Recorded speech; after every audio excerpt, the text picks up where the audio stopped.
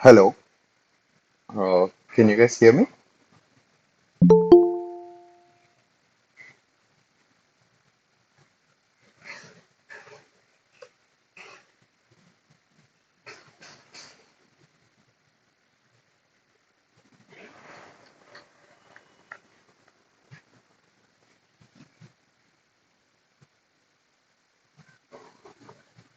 Hello. Yes, sir. Okay, great. We'll get started then. I'll share my screen. See. Can you see my screen as well?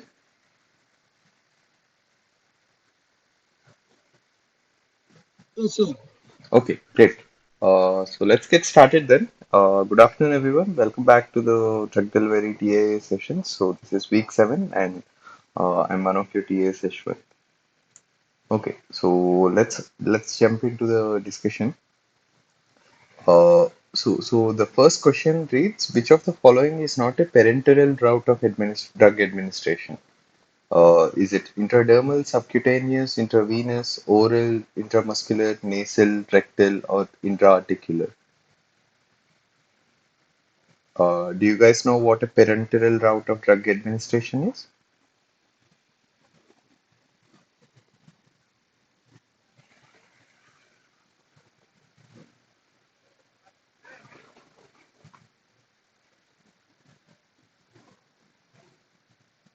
So all of these are routes of drug administration, right?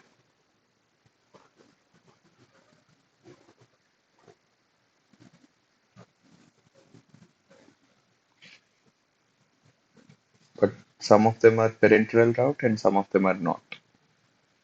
And parenteral route is a route that involves the digestive tract. So anything that goes through your digestive system is a parenteral route of administration. So they're asking which of these following routes are not parenteral routes of drug administration. Sorry. Hello, sir. Yeah. Yeah, the oral, nasal, and rectal, these three are not the parenteral, the route of drug delivery systems, but actually the answer is only two.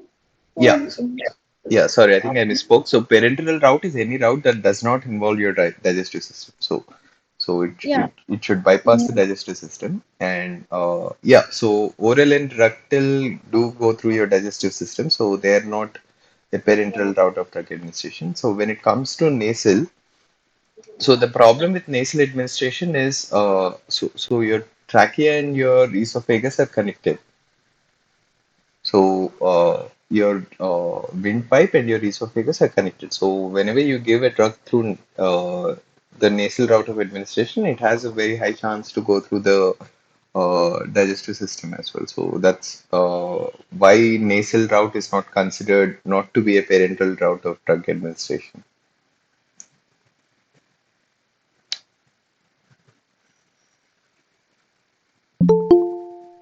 hello, sir. The rectal, it is also not the parenteral route, no, but why the rectal? It may be correct answer for this question.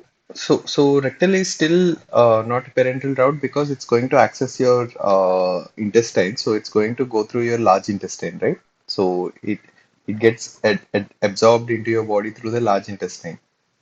So large intestine is still part of your digestive system.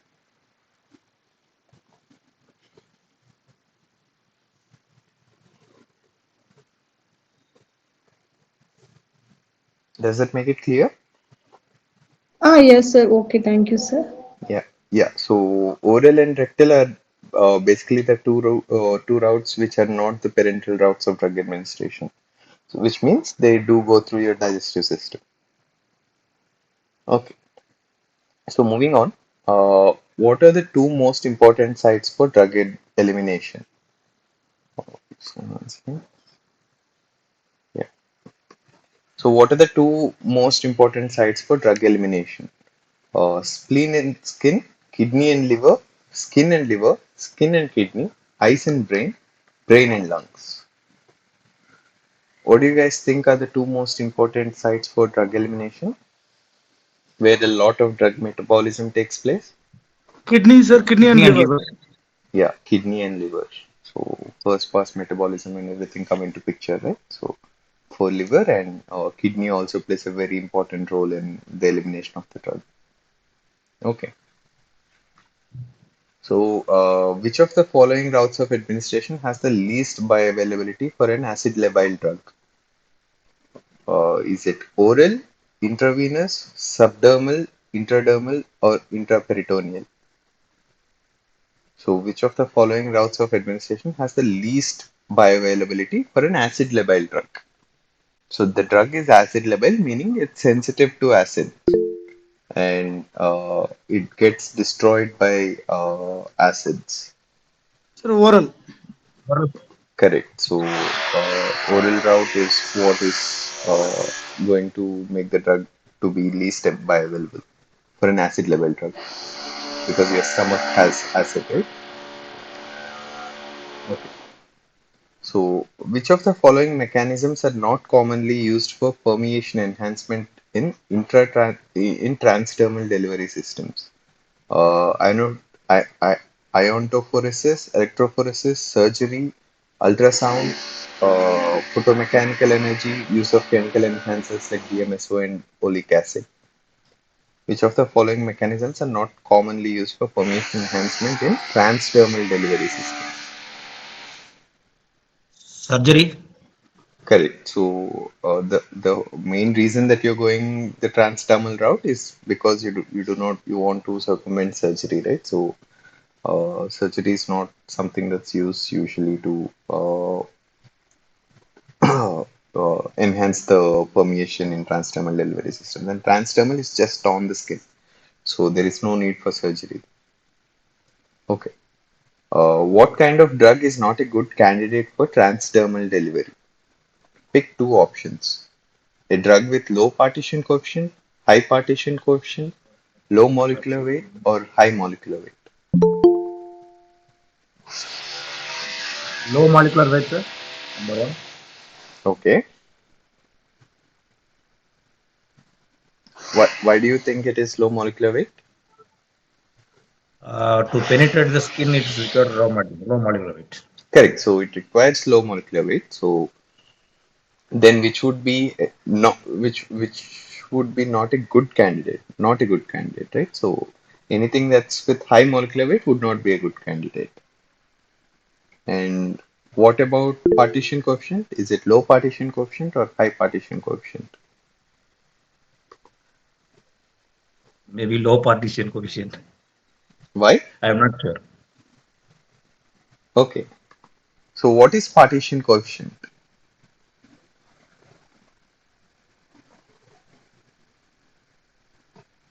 The amount of the drug that is the partition the both the phases means the oily phase and aqueous phase. Correct. Interflegator. Correct. So partition coefficient is the distribution of drug in oil phase over the water phase. So oil phase comes in the numerator and water phase comes in the denominator, right? So distribution of drug in oil phase divided by distribution of drug in water phase. So if a drug has low partition coefficient, what does that mean? The distribution of drug in water phase is higher or oil phase is higher?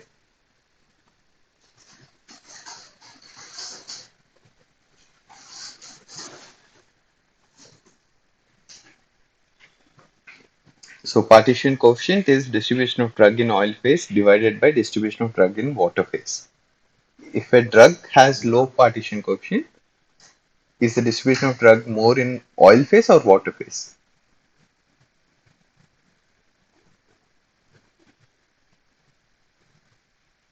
In water phase.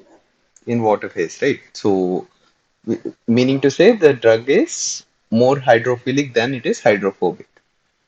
So for a drug to pass through your layers of skin, which contains a lot of lipid-rich membranes and so on and so forth, the drug needs to be hydrophilic or hydrophobic. Hydrophobic. Hydrophobic. Yeah. So that would mean a low partition coefficient drug might not be able to penetrate as efficiently as a high partition coefficient drug. So you would want your drug to be of high partition coefficient and high low molecular weight to be able to go through this transdermal route, right? So that would mean low partition coefficient and high molecular weight drugs are a bad candidate for transdermal delivery. Okay. High partition, 2 and 3.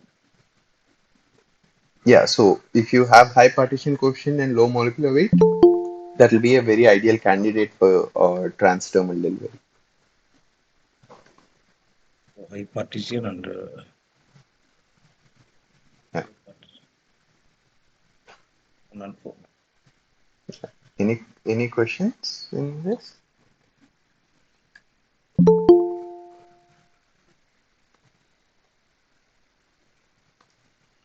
Okay, if not, we'll move on to the next question. So, the next question reads: enteric coatings are likely to release drugs at what pH? pH less than 5, equal to 5, less than 2, equal to 2, greater than 11, or greater than 8. What are enteric coatings? Enteric coating means is nothing but the drug that is able to dissolve only in intestine. Mm-hmm.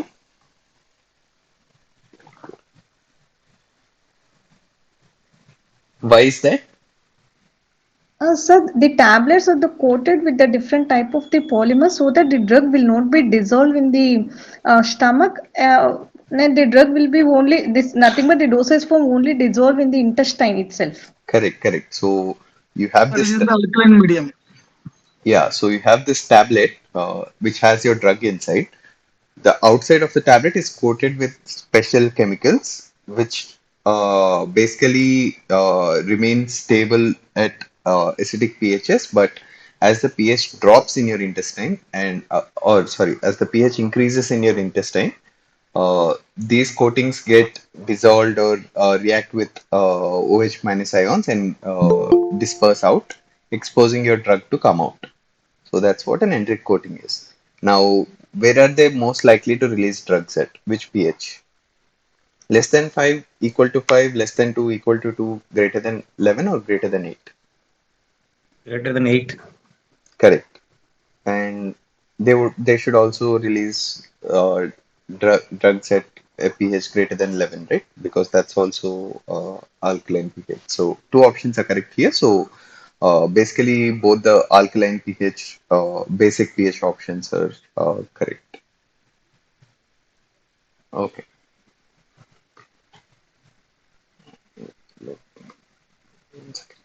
Yeah.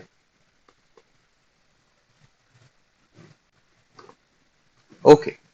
Uh, so the next question reads: the first barrier that is encountered with transdermal delivery system is what?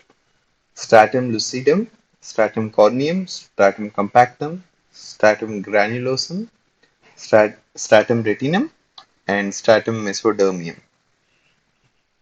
What do you guys think? Stratum corneum. Correct.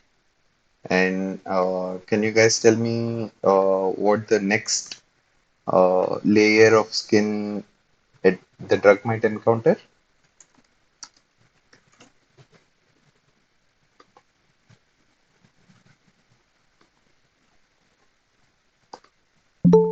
Mesoderm.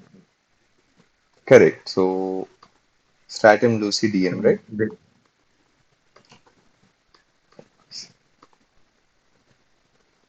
So these would be the layers of skin. So the very first barrier that the drug encounters is stratum corneum, followed by lucidum, granulosum, spinosum, and ultimately stratum basal before it uh, transitions into epithelium. Okay. Yeah. Okay. So the major, sorry, someone has joined, I think. So I'll have to open this once in a while to let people in. Yeah. So the major problem of transdermal drug delivery route is what? The chances of allergies are minimal. Small doses administration is only possible. Drugs with molecular weight less than 10,000 daltons cannot be given. Drugs with molecular weights greater than 10,000 daltons cannot be given. Control over delivery of drugs or reduced systemic toxicity. What do you guys think are the major problems of transdermal delivery? More than 10,000 cannot be given. Darling. Correct. Uh, that's one. What could be the other option that's correct here?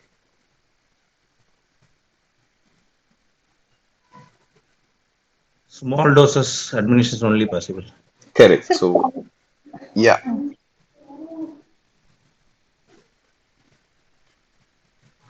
Okay. Yeah. So essentially, only small dose administration is possible, and molecular weight of 10, greater than 10,000 daltons cannot be really given through transdermal route. Okay. Which one statement is false for bioadhesives? Uh, they're designed to slow formulation transit time. They can form bonds such as hydrogen bonding and van der Waals bonds. They're chemically bonded bioadhesives, which are highly recommended. Uh, Adhesives can also depend on physical entanglement of polymer with mucus. So, which of the statements would be false for bioadhesives?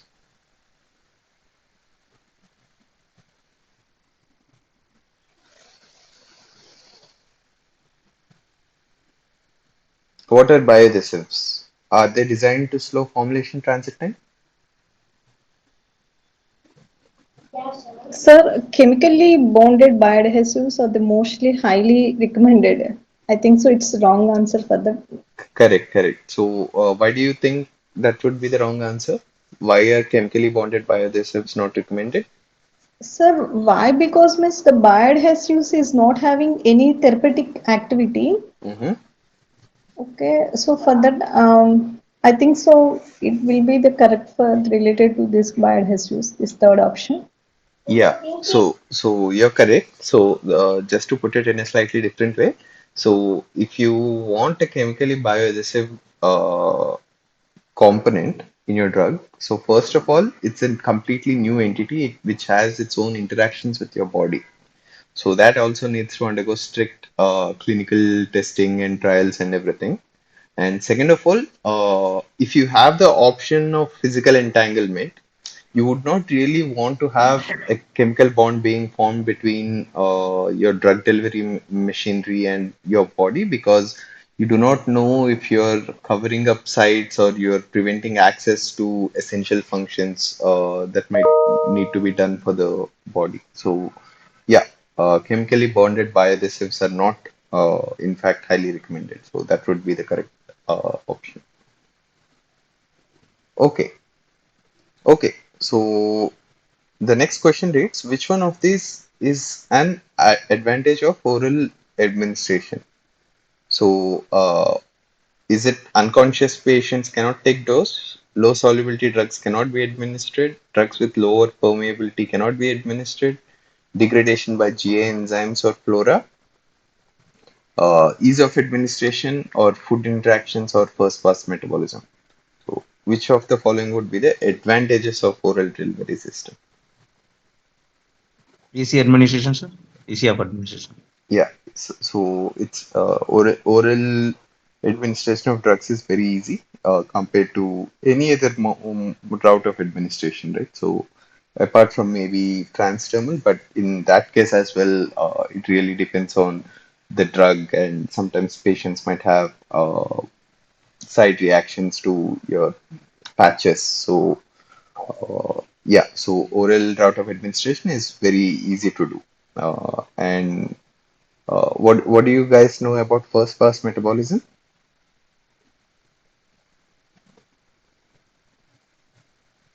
Metabolism which is taking place in the liver. Correct. So one of the major disadvantages of oral route of administration is the first pass metabolism, right? Where a lot of your drug is getting metabolized by the liver because it passes through your digestive tract. So yeah, ease of administration is one big advantage of oral route of administration. Okay, so I think we are at the end for week 7 questions. Do you guys have any questions with any of the coursework so far? Seventh question, sir. Seventh question, let's see. Let me count. One, two, three, four, five, six, seven. This one.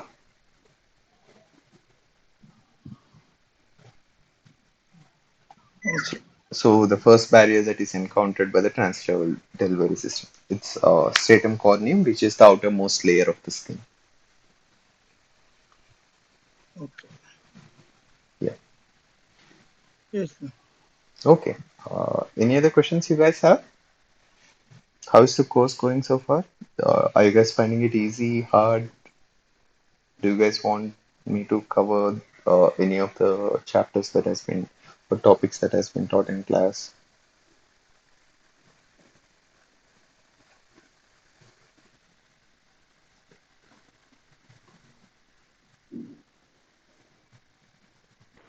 Sir, these research papers are somewhat difficult to understand. Okay. Okay. But So other contents are okay, sir. It was understandable. right.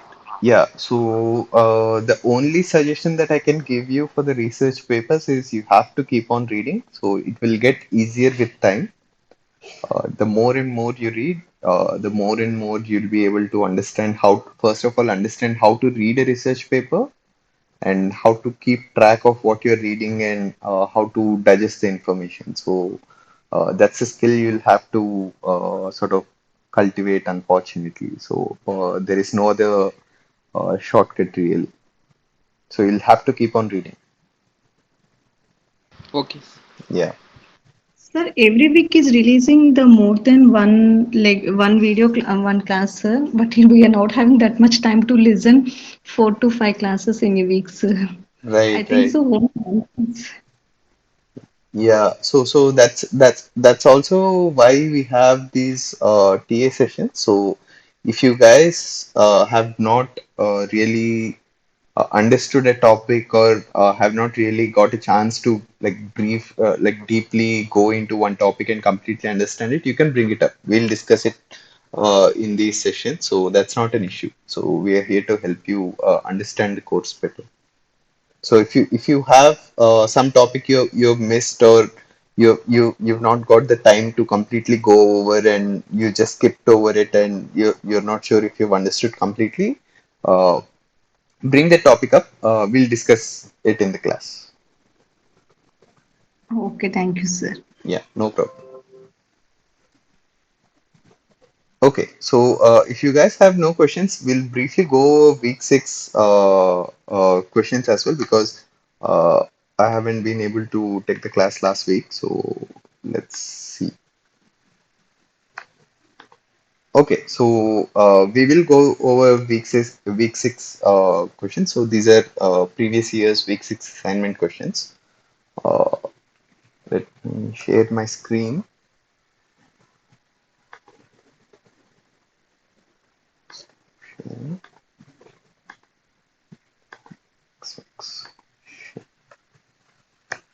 Can you guys see my screen?